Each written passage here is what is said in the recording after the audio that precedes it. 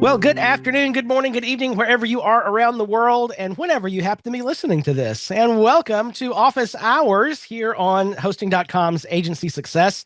My name is Nathan Ingram, and this is my office. And you get to come in once a week and ask whatever you would like to ask. So, very glad that you are with us today.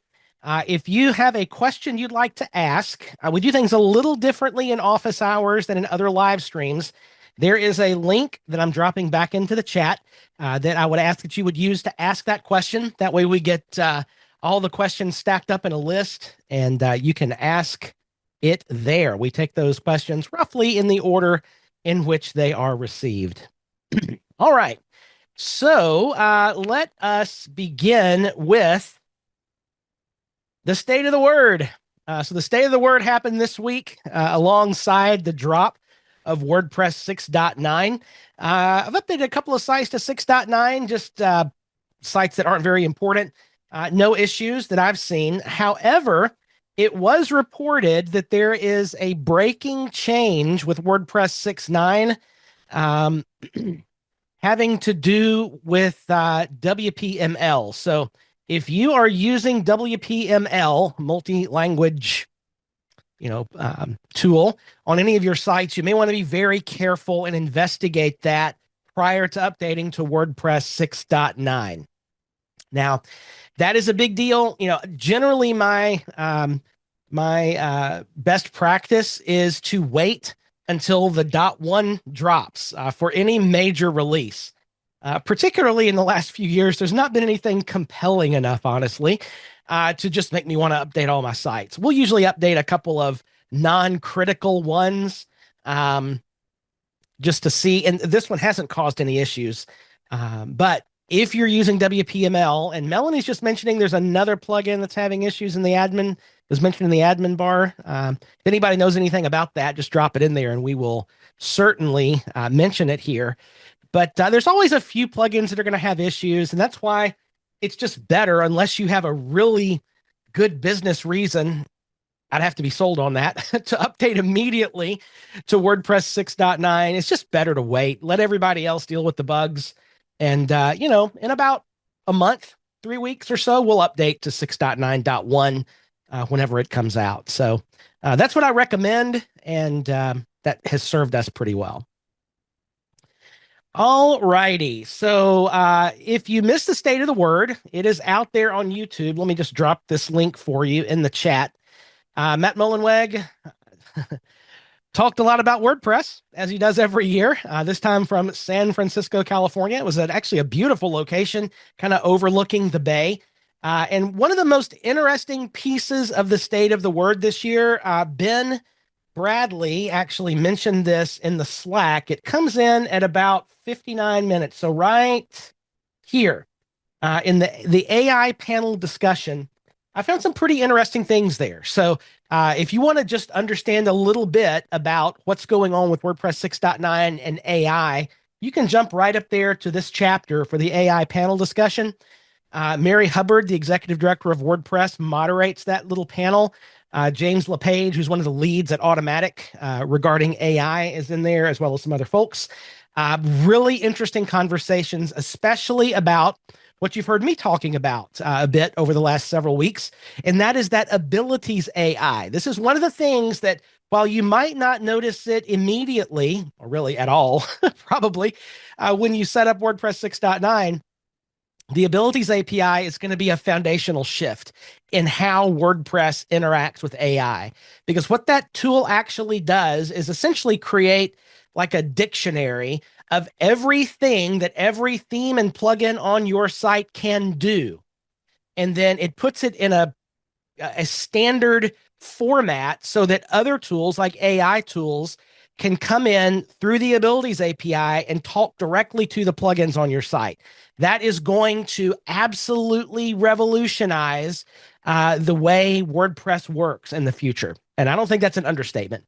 So give that a listen. It's interesting to see what's going on there. The rest of the state of the word, it's the state of the word. So everything about WordPress is peachy. Isn't that nice to know? Another little bit that I saw here is this is pretty interesting. the WordPress importer can now migrate URLs in your content. So if you've ever run into problems with the standard WordPress importer not correctly converting URLs, and we have, it's actually what pushed us over to WP All Import many years ago. They've now made the WordPress importer, the core free importer, more robust. So this is interesting. I'll drop this link for you in the chat if you want to take a look at that. I think it's an interesting read. So aside from that, that's pretty much it of what's all going on here. And let's dive into some questions, shall we? So we will begin today with Beth Livingston. And let me invite you once again, if you have a question to ask, to use that link that is in the chat, and we will get your question in the queue. All right, Beth Livingston. Let's see here. Be great if I click the right buttons. Okay, Beth. All right, Beth would like to know, can you please describe your staging process? Where do you create staging? What are the steps in your checklist to ensure everything is ready before pushing to live? Okay, so there's a couple of different aspects to this question. Let's take them apart one at a time. So first of all, because all but a couple of our sites are in my agency's hosting.com virtual dedicated server, which is wonderful. We love that server. We use WP Toolkit to create our staging sites. And so the way that works is you just go into cPanel and clone the site, and it creates it on a subdomain of the current directory. Matter of fact, we'll just go in there and do it real quick here.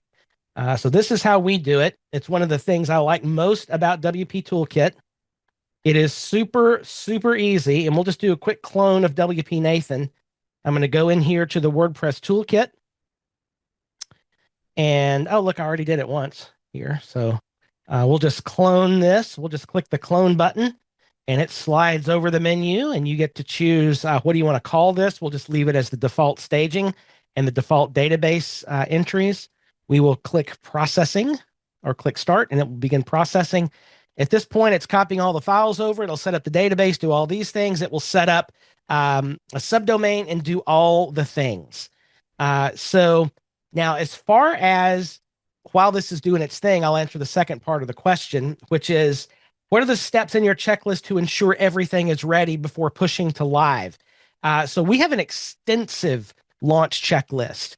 It actually takes about an hour and a half to run. So it is super detailed on all the things we do just to make sure the site is ready to go live. Now, that's for a site in development that's being launched.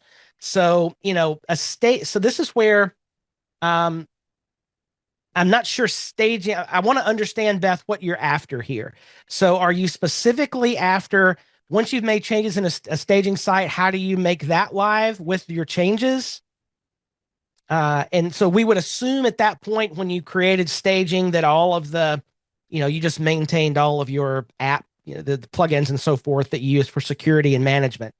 One of the things, at that point, we would just use a migration tool to take it from staging back to live. So I don't really like any of the tools that are out there in an automated that push staging back into live. I've always had problems with those. I would rather use a plugin, like we would still use Solid Backups for that, to migrate the site from staging over to live. Yep. And so here we're done with our clone. We now have staging.wpnathan.com.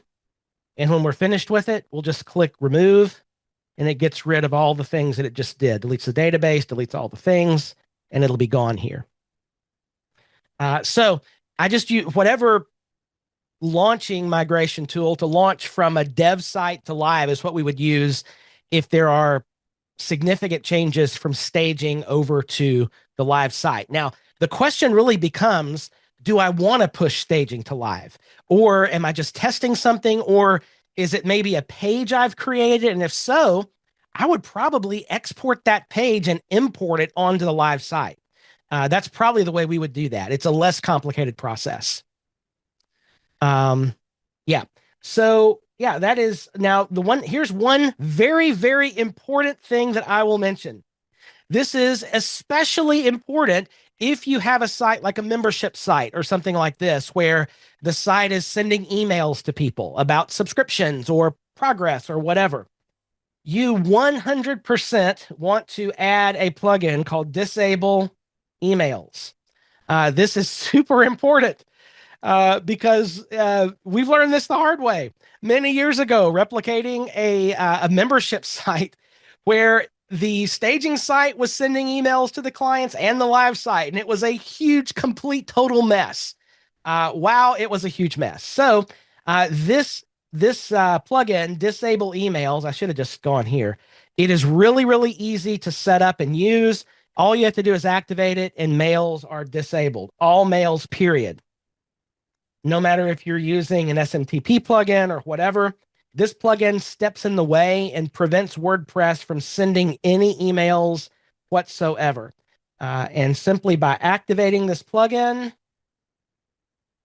we'll get a little icon up here in the admin menu that shows email is off.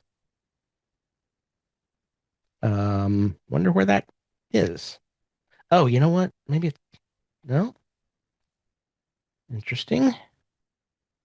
Settings, disable emails. It usually puts a little icon up here.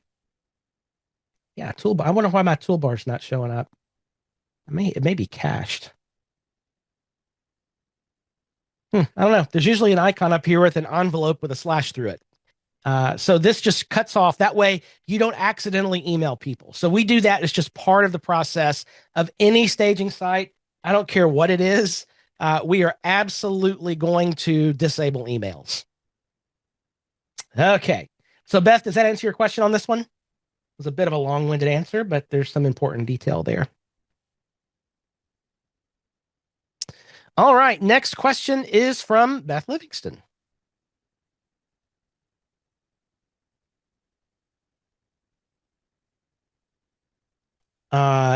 You said, see your note. What note are we talking about, Beth? I'm sorry. Oh, this one about you had an issue caused by WPL import. You had to create staging 3 times from different backups to pull data. Oh, that is a mess. Yeah, that doesn't sound fun at all. Okay, Beth's next question is this. In our business, I hear people talk about maintenance plans and retainers. What's the difference, if any? Okay, so it's terminology. Most people are they're thinking about the same thing. The client is paying me on a monthly or whatever basis to do work for them to keep the site up to date.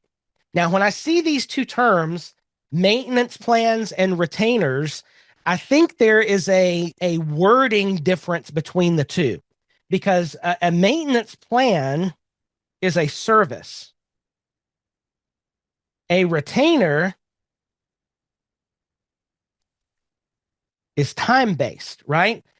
So regardless of how long it takes me, I charge the same amount for a maintenance or a site care or website management plan, whatever you call it. It's basically a set of services I'm providing for a fixed cost. It has nothing to do with time.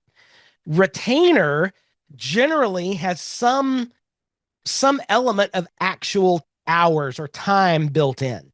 Now, we'll do this sometimes, and we'll call it a higher level of service and higher SLA, service level agreement, where, for example, I'm just working on one of these for a client right now where we bundle in with their plan up to 2 additional hours every month of work. Now, we don't do that for a lot of folks, and I try to stay away from time altogether. For a particular reason, it's important to do it for this client in this case. And we charge them a higher monthly management plan that includes additional work. So, yeah, does that make sense? It's really, people probably mean the same thing by it. But if you're going to name something, I don't even like maintenance plan. I just don't like the idea of maintenance. I would rather call it website management or a care plan or site care. We've moved to site care as the language we're using. All right. So does that make sense? And Jamie, you're right. Retainer off it comes from it's most popularly used for attorneys, right? And clients on retainer may get a minimal amount of work included in the retainer, but even oftentimes with an attorney, it's just a fee that they charge so that they take your call when you call them. It's really interesting, but yeah. All right. Any other notes on this, Beth? Does that answer your question?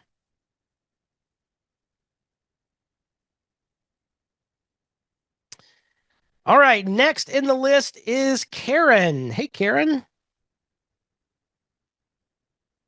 This sort of covered this in my little intro here. But Karen is asking, when updating a new WordPress version, how long do you wait? Do you do update plugins during the time you're waiting until the bugs are fixed? I imagine many plugins are updating to coincide with the new WordPress version. Wonder if updating them before is going to create a conflict. But I also don't want to wait to update plugins for a week or however long. I usually update daily and manage WP. So when do you update? What order do you update, etc.? This is a wonderful question. Karen, are you here?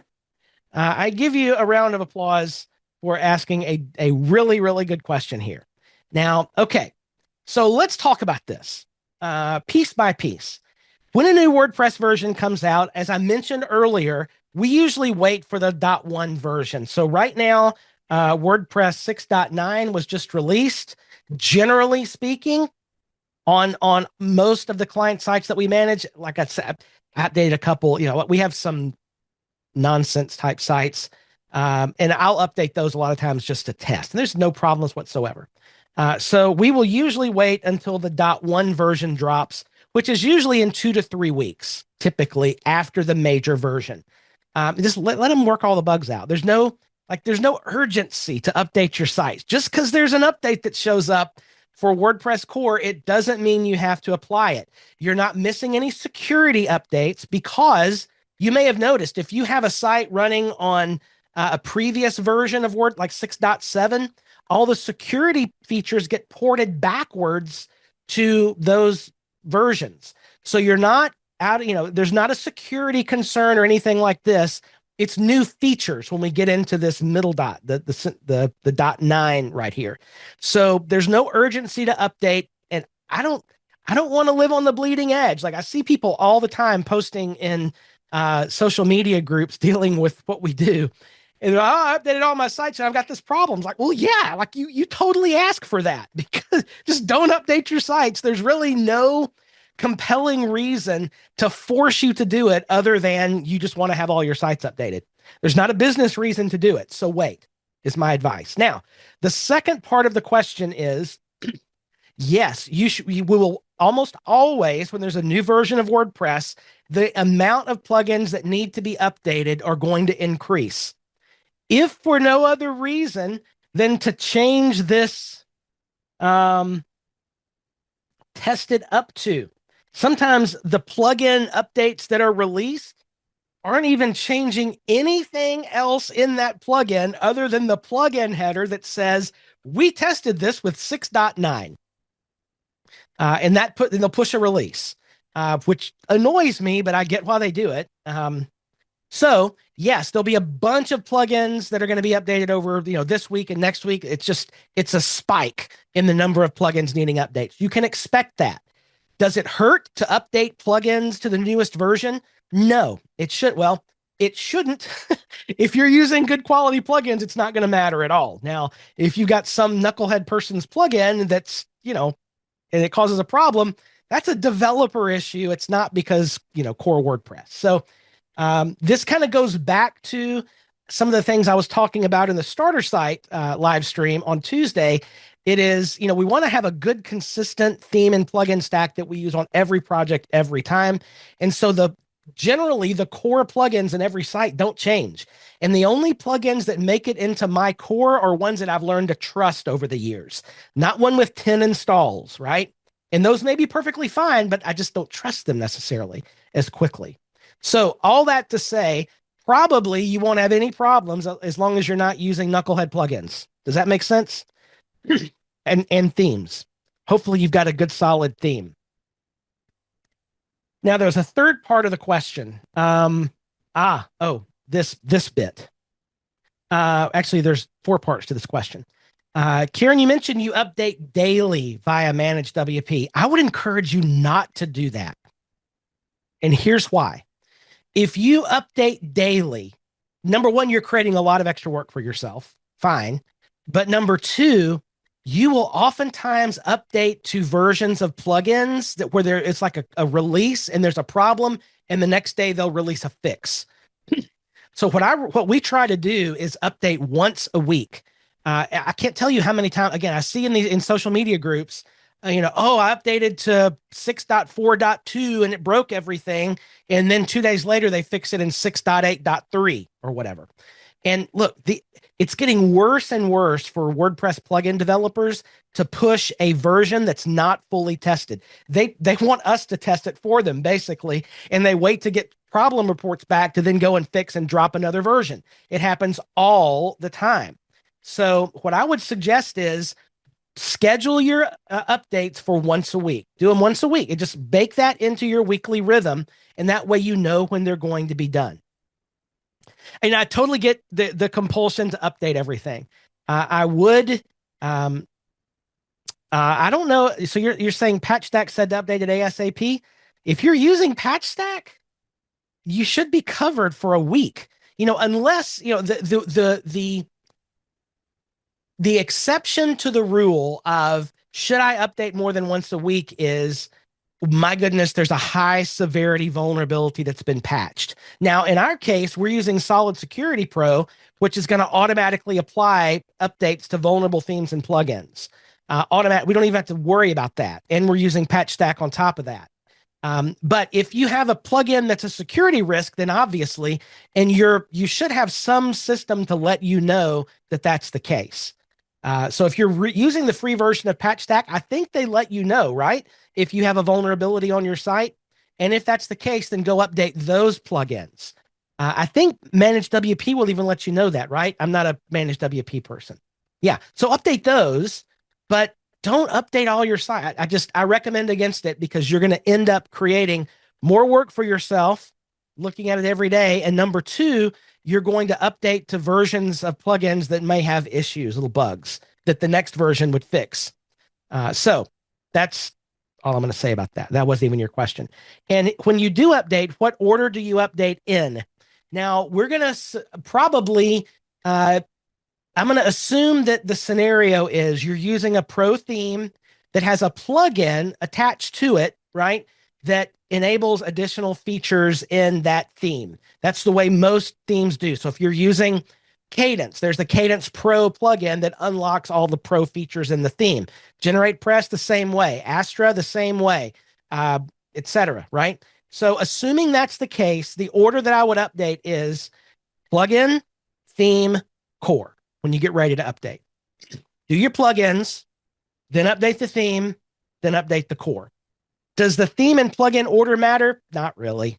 Not really. It shouldn't. If the theme is well written, it shouldn't be a problem. All right. So does that help, Karen? You have two excellent questions right out of the gate. All right. Good. Anybody else have a comment on that? This was good. And again, let me just encourage you. When you're thinking about the way you manage websites, think about it as a business owner, not as a geek. And I use geek in a loving way because I myself identify as a geek. Okay. Don't think about it as a geek. Think about it as a business owner. What is the best process to give you reliable management of your websites? You're going to do better to schedule those in your workflow weekly. You just will. Okay. Next up is Sue. Hey, Sue. Sue says, we are not updating to 6.9 just yet. Very good. Are there any issues updating plugins before core? Okay, so we just answered this question. I think, Sue, you even mentioned that in the chat. Sue, is there any? Okay, you're good. So we're good on that one. Excellent. So next up is Beth Livingston. All right, Beth. All right, so you do a website redesign that requires 4 to 5 redirects for old pages to new pages, and that's the only thing you're using redirection for. 5 years goes by, chances of the old links being anywhere around are 0 to 1%. Would you go ahead and get rid of the redirection plugin or leave it there in perpetuity? It's a great question. So the thing about the redirection plugin is you can actually go look. Oh, good.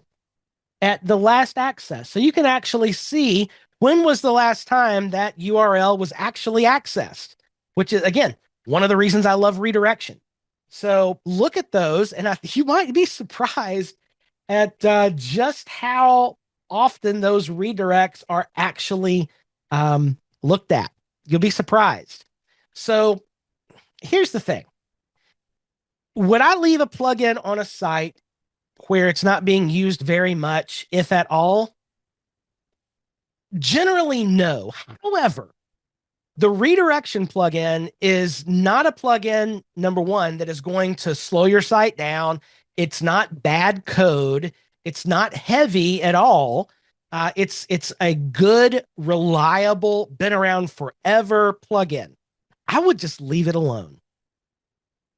It's not hurting you to have it there.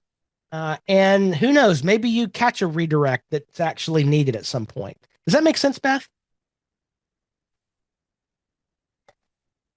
My answer may be different for other plugins in similar cases, but for redirection specifically, I would not worry about it. Karen is asking, what about the fact of SEO and redirect? So that's a good question.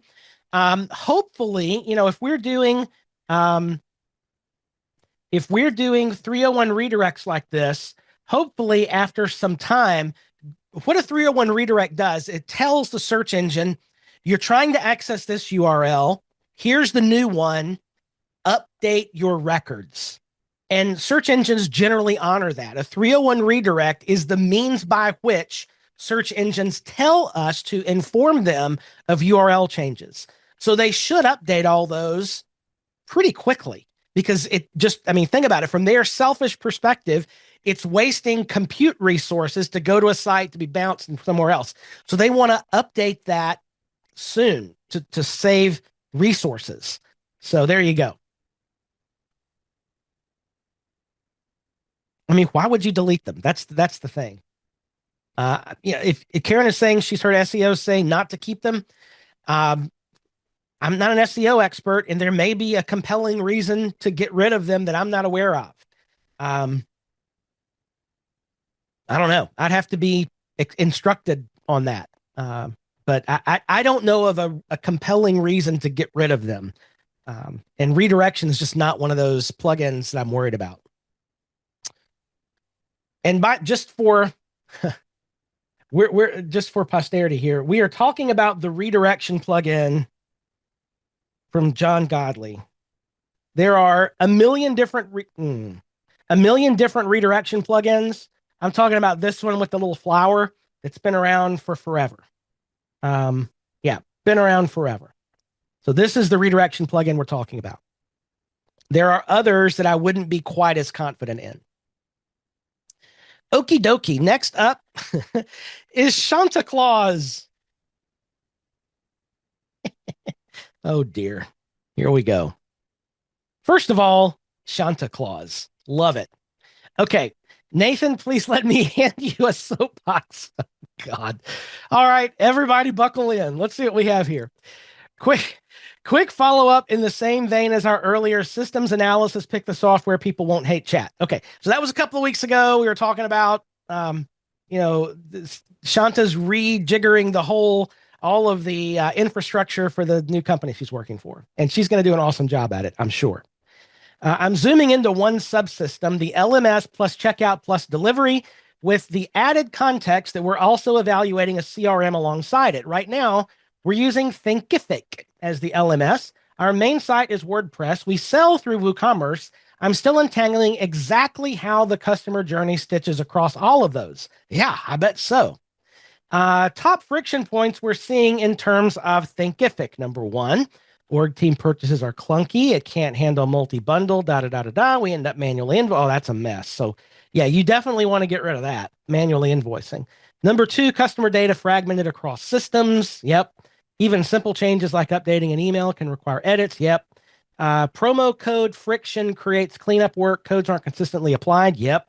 Totally get that. Given those examples, do you have a preference or strong opinions on Thinkific versus LearnDash versus other options? Perhaps there are a couple of other points you have experience with that I need to know. Great question. So, if you are watching and you have feedback on LMSs in this question, drop it in the chat for Shanta, because I think she would appreciate hearing from anybody on this. Now, what I'm looking at is Shanta. What features are needed in this LMS? Is it just basically track through a course and complete it?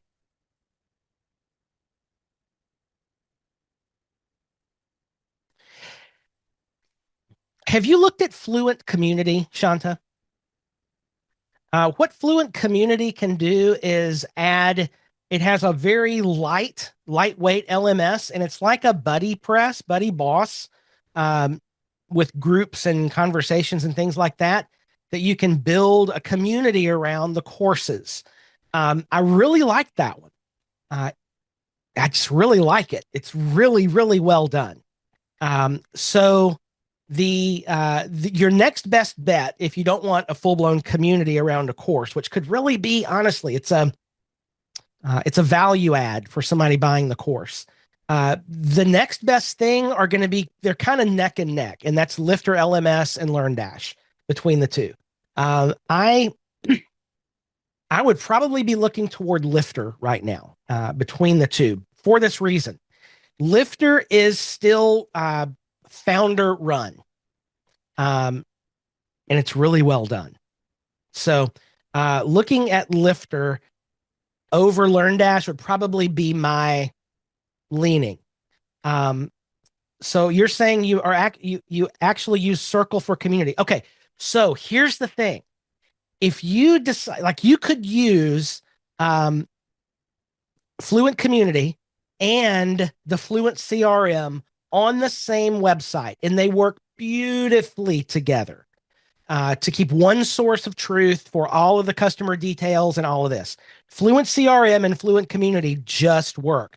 And here's the other thing. Fluent Cart could be your checkout process. Although Fluent Community has its own checkout to buy different courses and so forth, like, you could actually very easily integrate Fluent Cart to buy the various community level that gives access to the courses and all the things. And Fluent CRM is all built in together. Yeah. So the Fluent team, like, those people are trying to take over the world, y'all. They are building everything, and it is magnificent. Like, I've not seen a bad piece of software from them yet. It is, everything I've seen that's Fluent is top notch. So they're all built to work together. So Fluent Community works really well with Fluent CRM and Fluent Cart. I haven't tested or fooled around with it yet, but I would assume they do real well with keeping everything inside their ecosystem. So that's the direction I would look, Shanta, and I bet you'll be really pleased. Fluent CRM Fluent Community looks just like Circle. It looks just like Circle. Now, what you have to realize, there'll have to be some good hosting backbone behind it, okay? Because, like, its own dedicated server or VPS or whatever, because those community sites, super database intensive, because every single thread and conversation and whatever, that's all got to be stored in a database, and it needs to be on something fast. So that's a piece, Circle brings that in as a SaaS, but this way you own everything on your own server. Yeah. So take a look at that. But aside from that, all of your issue out of this is really, you need a single source of truth for all the things, right? And so whatever you do, whichever solutions that you decide to choose, you could probably get that single source of truth through some sort of Zapier type automation that pulls things here and there. You just need to make sure that whichever tools you select, if it's not like the Fluent ecosystem, that whatever tools you select expose a lot of data to Zapier.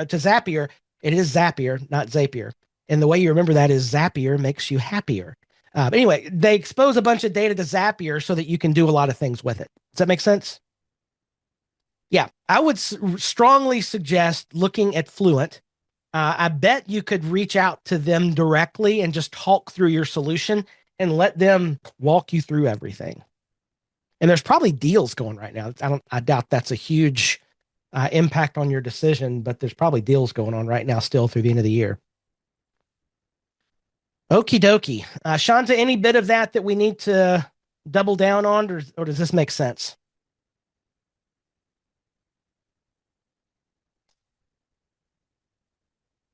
One little piece of this is the if you change your LMS, it's going to be hard. Going to be hard because you've got to move over students and progress and all of this. And part of the deal is like if you decide you're going to go with the Fluent route, I don't know how you keep course progress. I just don't know. I don't know that it's possible. I really don't. So that's just if that is in your list of requirements, if keeping course progress is a must with your higher ups, then that may just you have to stay in LearnDash. And that's whether you go to Lifter or whatever. Lifter may have some magic migration over, but that's complicated. So just keep that as part of the consideration. Excellent, excellent question. All right, next up is Gene. Hey, Gene.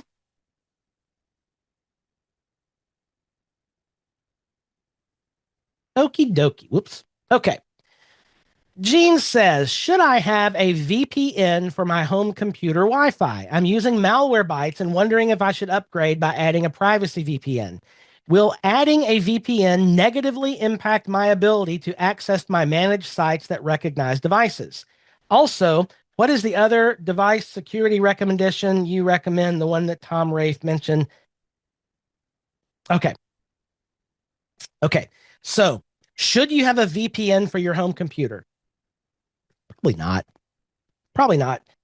So basically, and honestly, I'll just say this. There are not many situations that I use a VPN at all, ever, because I am generally either connected at home to my network, which I know is secure. And if I'm in public, I usually use my hotspot on my phone because that's the most secure. There's no problems there. The place where you might want to get into where you'd want to have a VPN is if you go to your local coffee shop and you're connecting over public Wi-Fi. Now, here's the thing though. Even in that scenario where you are in a public Wi-Fi, you're connecting, an SSL certificate is going to encrypt all that data anyway. Okay.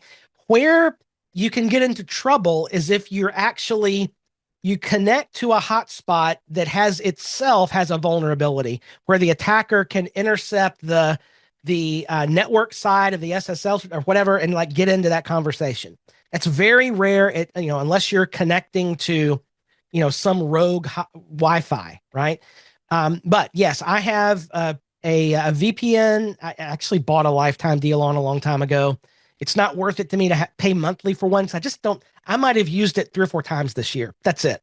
And I only use it in emergencies when, for whatever reason, I can't access my hotspot on my phone. So I would recommend Hotspot. That's going to be your most secure. I wouldn't worry about it on your home network because that's not really the issue in a home network. You are connected directly to whatever it is that even if it's your own Wi-Fi, it's your own Wi-Fi, and you're connecting under SSL. Besides that, so does that answer the first part of the question, Gene? It's overkill for most people, particularly if you use your hotspot. Gene, even if you're in a condo with many Wi-Fis, sure. I mean, are you connecting to your Wi-Fi? Then it's not a problem. Yeah. If you're connecting to your Wi-Fi, it's not a problem. What is the other device security software? Do you mean like a Mac-based anti-malware tool? Okay, yeah. So what I use and what Tom Rafe has recommended for Mac users is Sophos. Sophos antivirus for Mac. Sophos, this one. And if you're on Windows, like Stacy's saying, actually, Tom Rafe recommends, and Tom Rafe is with We Watch Your Website. He's done live streams with me in the past on other places. He actually just recommends Windows Defender. It's great. It's probably all you need. But Sophos is great for a Mac. I've been using this for several years on Thomas's recommendation. No speed issues. It just works. It's great. Okay. Any other questions on this? All right. Next up, also Gene. Gene, which is better to start using, Facet WP or Grid Builder? I don't have a specific use for the plugin yet, but want to try one out. I will likely use it to filter posts on a custom post type archive by category and possibly tags. Okay, great. First of all, let me ask you this, Gene. You use Beaver Builder, right? Are you using the Beaver Builder Power Pack? Okay, then you don't need to buy this because the Power Pack content grid has a faceted search built into a faceted little, like you click the taxonomy term and it updates the post live. It's just built in. So if that's all you want to do, you can just use the Power Pack content grid module and it works great. Now, if you want to, are you looking at Facet WP or Grid Builder? And Billy is right. If you're using Cadence or Generate should have something similar to this, they have a faceted grid that will update the same way. I think Facet WP and Grid Builder are probably about the same. Are they more powerful? It depends on what you're trying to do. So Power Packed Content Grid, and I believe the Cadence Grid, I could be wrong because I don't use Cadence this way, but I think you're limited to one filter. So for example, I know for certain with the Power Pack Content Grid, you can choose, I want to show category terms at the top. But you can't say, I want category terms and this custom field and that custom field, like multiple filters. That's where Facet WP and Grid Builder are going to give you more power. But if your sole objective is I just want a filterable post grid, you've already got everything you need to do that with Power Pack. Between the two, I don't know. We bought Grid Builder on a lifetime deal a long time ago, so we use that and we like it. It integrates delightfully with Beaver Builder. Facet, I think they're probably about the same. I don't know that I could say one is better than the other. Probably the recommendations you get are somebody chose Facet WP a long time ago, and so they like that one. We chose Grid Builder a while back, and we like that one. Gene, if you want a sidebar with drop-down filters, you're going to need one of these. Yeah. So one of these, it's going to give you extra facets. And I would recommend, Gene, since you're using Beaver Builder, I would go with Grid Builder just because it integrates so nicely with Beaver Themer. It just works. Yeah.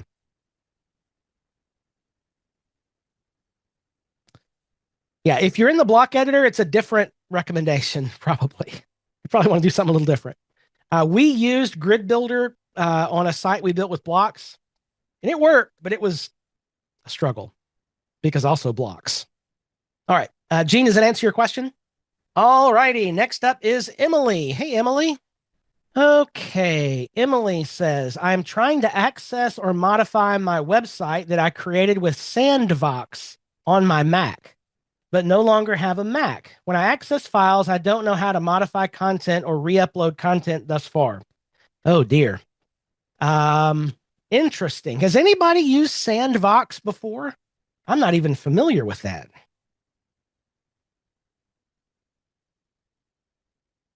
Interesting. Oh, it's a decade ago. Interesting. Okay. So Emily, we usually deal with WordPress here in office hours, and I don't know anything about Sandbox. I've used a lot of different things over the years, but this is not something I've ever even seen before.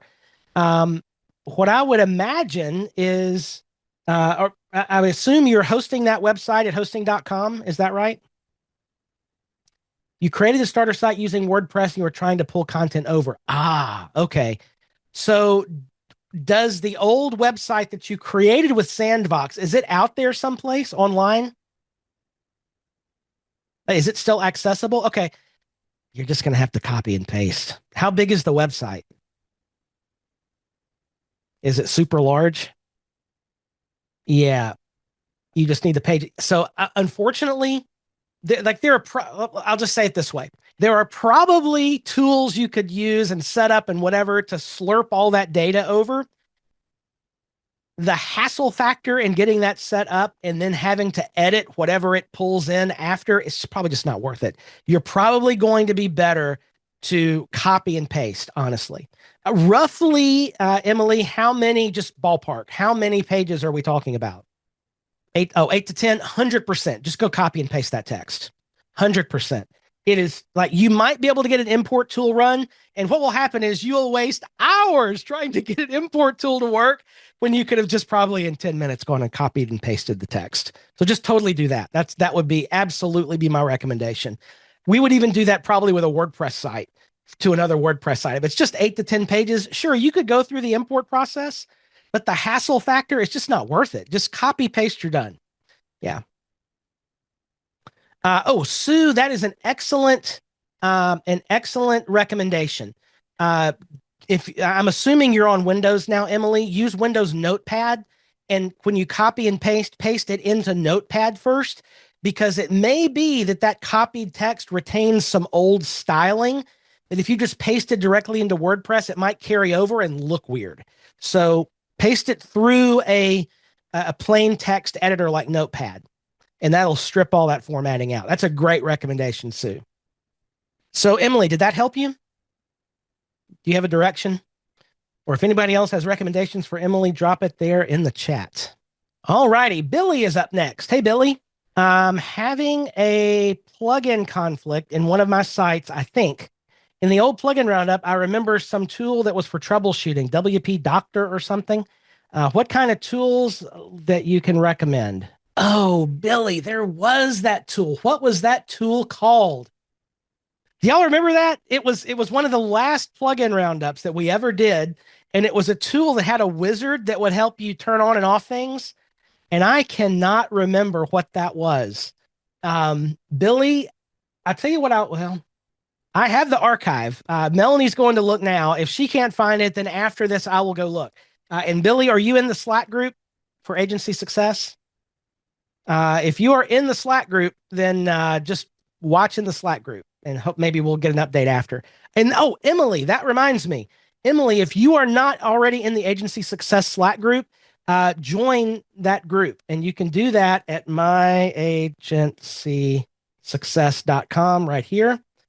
If you will drop your email address in here, Emily, that will send you an invite to the Slack group. And the reason I suggest that is that as you're working through this process of getting text over, post your questions there. People are really helpful to answer questions there quite often.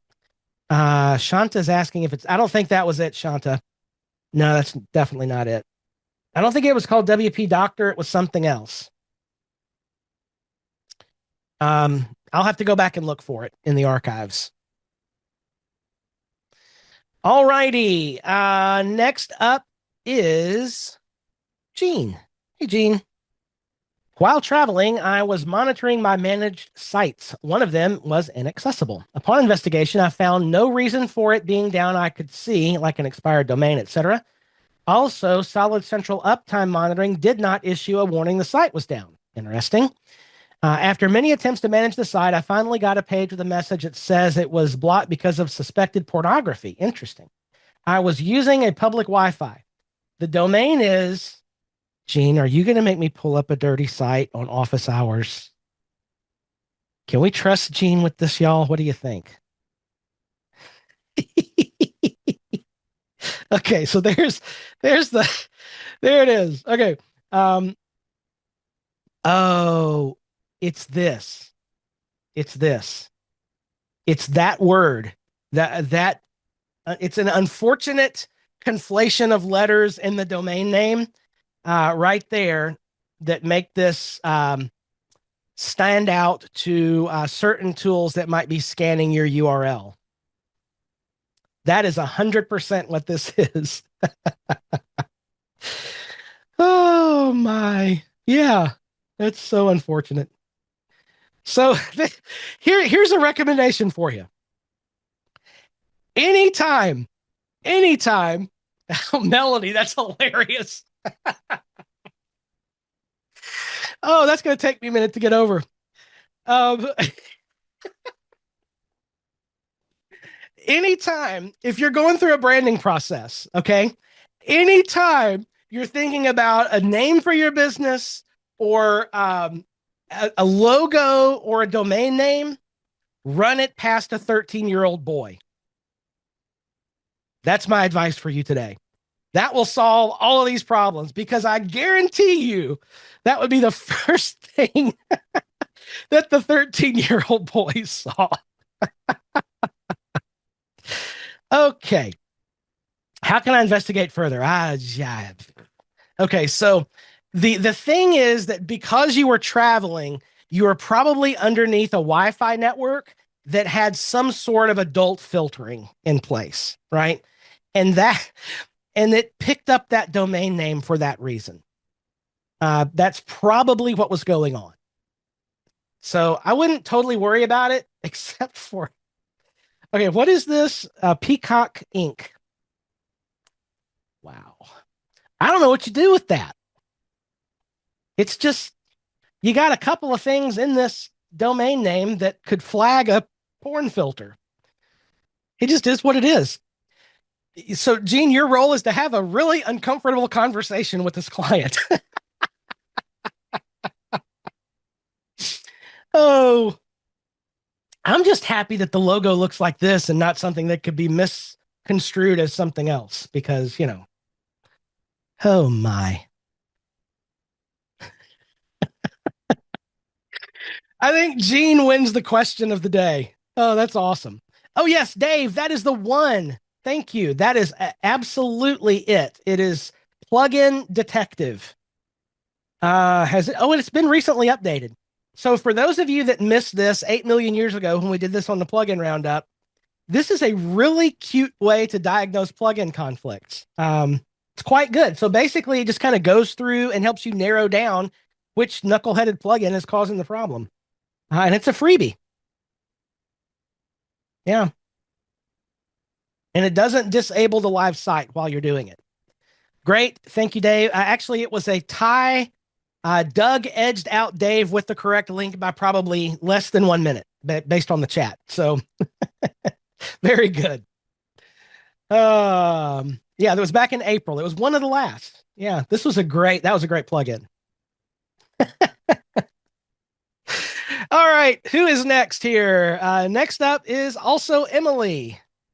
Okie dokie. Two questions. Number one, was following directions from the WordPress webinar from Tuesday, cannot find the WP config to complete the steps in regard to that handout. You know what, Emily? I'm sure I didn't because you couldn't find it. I probably didn't specify exactly where that is. So here in cPanel, to edit your WP config, you're going to click File Manager, and your WordPress site lives here under public HTML. So we're going to go right there, and here in the list is your WP config.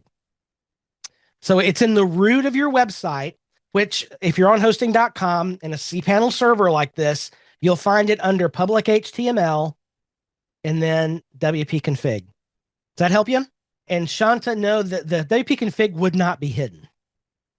Now, one thing I recommend just as whenever you first set up a cPanel server, go into settings and click on show hidden files, the dot files, because otherwise you won't see your htaccess file, which is a system file that helps to deal with access to the site, nor will you see the well-known folder, which is the folder that where your SSL certificate information is contained. And you might want to see those. So if you don't see them, it's because settings and show hidden files is not checked. All right, so we got that one. Number two. Also, in my website, I updated to a more recent version in order to download WordPress, and it created a lot of typos and odd characters on my website. Interesting, which was already out of date, but now has typos and such errors as an equal sign where a letter used to be. Really? Now, Emily, the thing that precipitated these errors, was it an update to WordPress core? Like you reinstalled WordPress or oh, it's decades old? Yeah, Billy, I think you reinstalled WordPress. How did you reinstall WordPress? Oh, it require okay. So you went in basically in the update area and you updated the version, right? Like this. Okay. Oh, you did a clean install of WordPress over the top of the other one. Okay. So that's not normally the way that you would upgrade WordPress. In WordPress, you would typically just come in here to the dashboard and click this update. Did you, so you put in again like the same database information that was in the old site so that it just connected to the old site's database? Okay. Um, and updated your old site. I'm not sure how it would have done that. I'd have to get into it, but probably to get an equal sign where a letter used to be, nothing weird happened. Like it wasn't in a different language than what it is now, right? It could be the character set issue where you did UTF-8 MB4. Oh, it was the one built with Sandbox. Oh boy, Emily. I'm not sure I can answer this question, Emily, to be honest with you, because I'm not sure how Sandbox and WordPress interact and how Sandbox, the old Sandbox site, would have impacted WordPress. That would have to be something I'd actually have to spend some time and get into. Melanie's mentioning it could be the font choice. I don't know. Uh, yeah, goodness.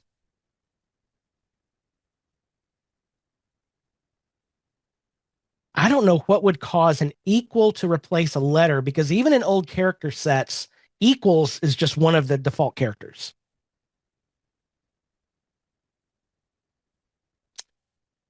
So, Emily, you officially stumped me on this one. You didn't change anything on that site. Okay, wait. So, are you saying that the weird text stuff is on the old Sandbox site? And the Sandbox site asks you to update WordPress?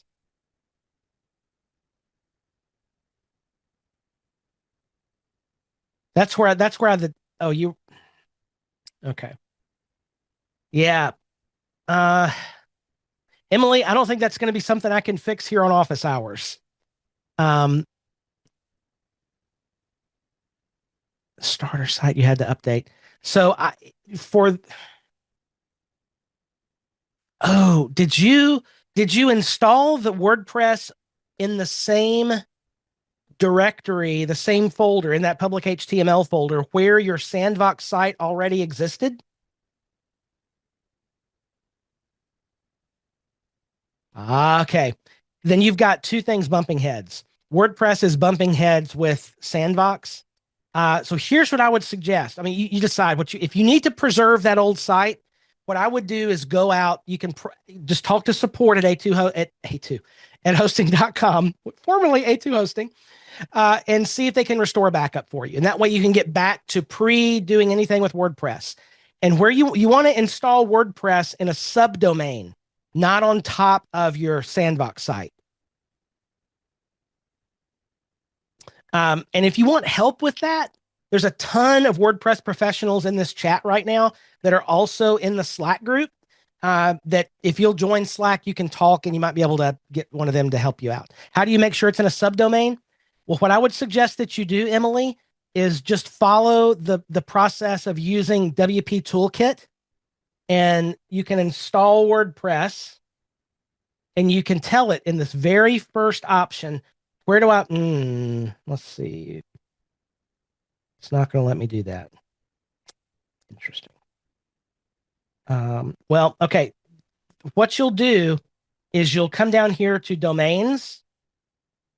It's going to be a while before this recording gets posted too. I'm sorry. I wish uh, we're down on personnel right now. You create a new domain and you can just call it, WordPress or whatever you want to call it, .yourdomain.com. And it will create at that point this subdomain where you can install WordPress. Once you create that subdomain, it should let me install WordPress there. Yeah, right here. So wordpress.yourdomain.com, whatever. And then I can install it right there through WP Toolkit. Yeah. And if you need help with this, Emily, just jump over, make sure you get added to the Slack group. We're over time, unfortunately, on office hours already. But hopefully that gives you some steps to follow. All right, I have 3 more questions in the list. I'm going to try to knock these out real quick. We're over time today, but we'll try to get answers for these. All right, next question here is from Cheryl. Really glad you're with us, Emily, by the way. Welcome. Okay, alternatives to WooCommerce from Cheryl. SureCart and FluentCart. Yeah, I know there are massive technical differences. You create, edit SureCart products off-site, I think. Are you able to talk on the pros and cons? I've not ever used either SureCart or FluentCart. As I understand it, SureCart is more of a SaaS than anything. Am I right about that? Somebody correct me if I'm wrong. Like I'm talking, I don't have any direct experience with either of those two. The thing about it is this. What do you need to pay for on these, right? What are you doing with WooCommerce?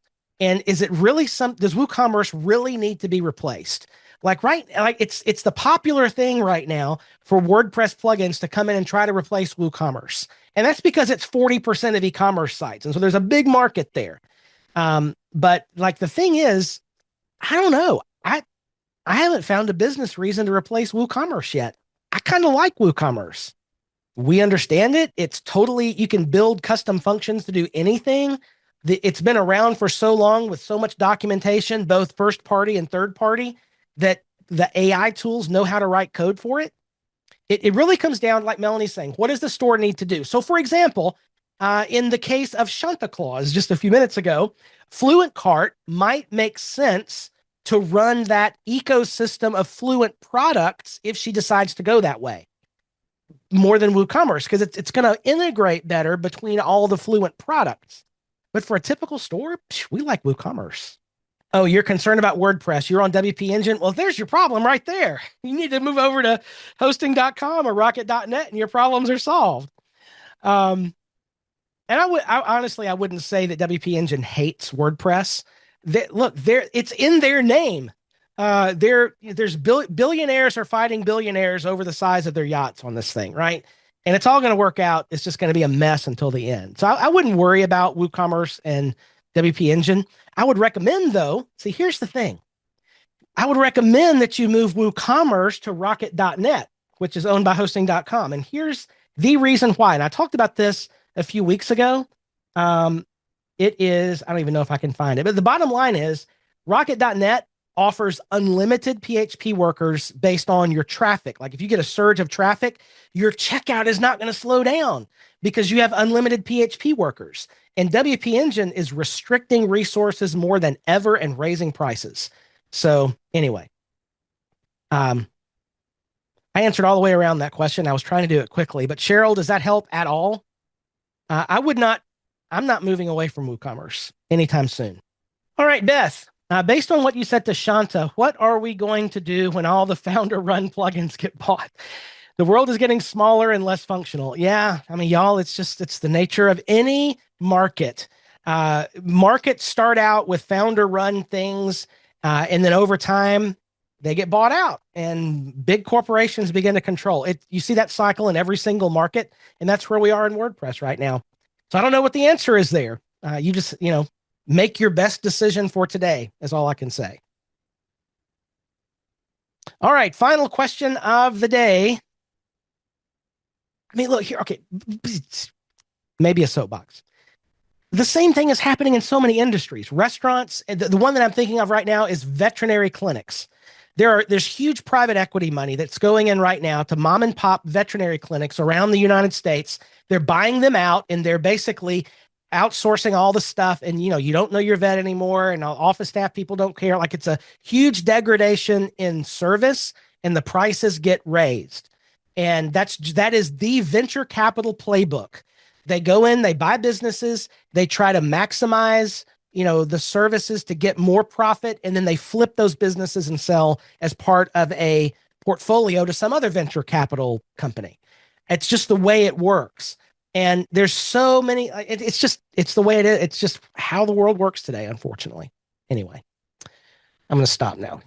Last question of the day goes to Alvin. Hey, Alvin. Taking over a site from another developer. The client would like to update content themselves that pulls info from users' biological info. What is that? Past Tiny MCE editor is not working. Okay. I got to know what you mean by this, Alvin. What is biological info? Inside users panel? Do you mean the profile? Oh, biographical info. Oh, okay. You're talking about the word. Okay. So the WordPress profile. Okay. Got it.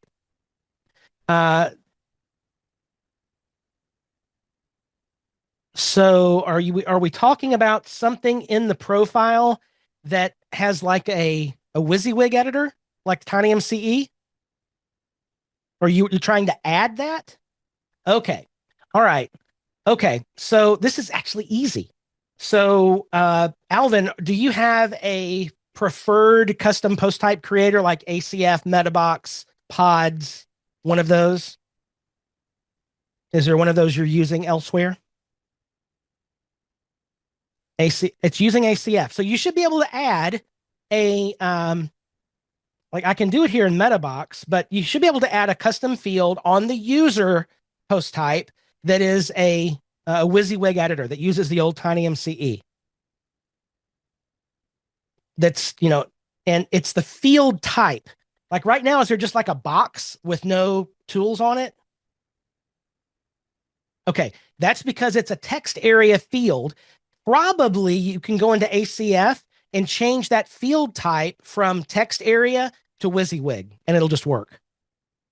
WordPress still has TinyMCE built into it. Oh, if I scroll up.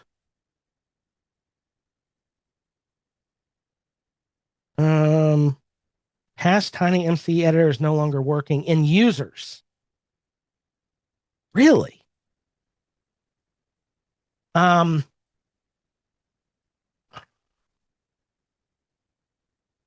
oh, up here? Like this? This. Oh, this is a core field. Okay, this has never had the core WordPress profile biographical information text area has never in core had any WYSIWYG buttons. It's always just been a straight text area. There may be plugins. Is that what you're saying this does? Oh, well, shoot. Maybe I should read your whole stinking question. Okay. So this is what they were using before, and has this stopped working? Is that what you're saying?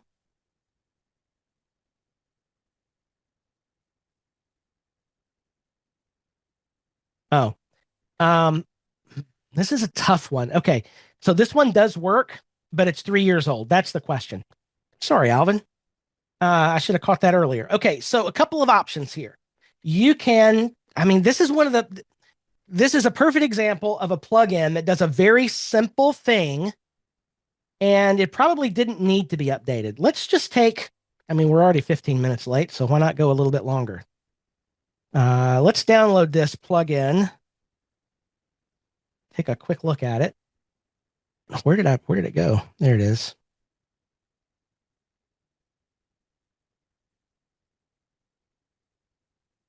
So this is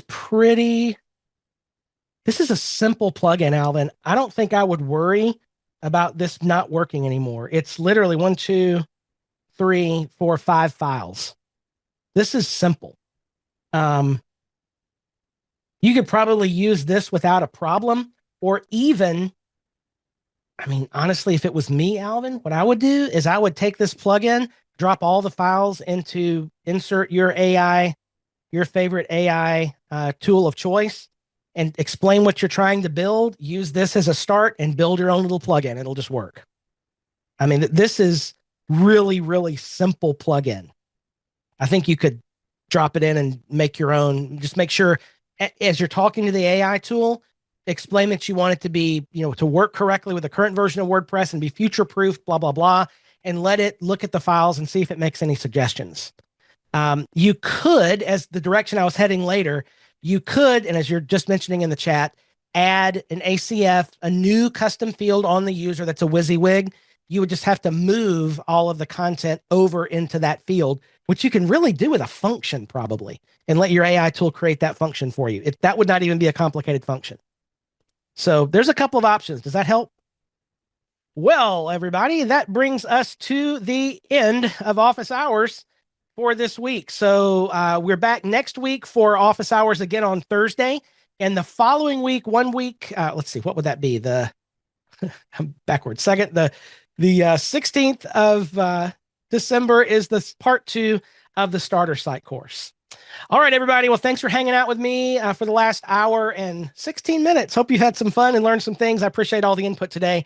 We'll see you back here next Thursday for office hours here on Hosting.com's Agency Success, where we go further together.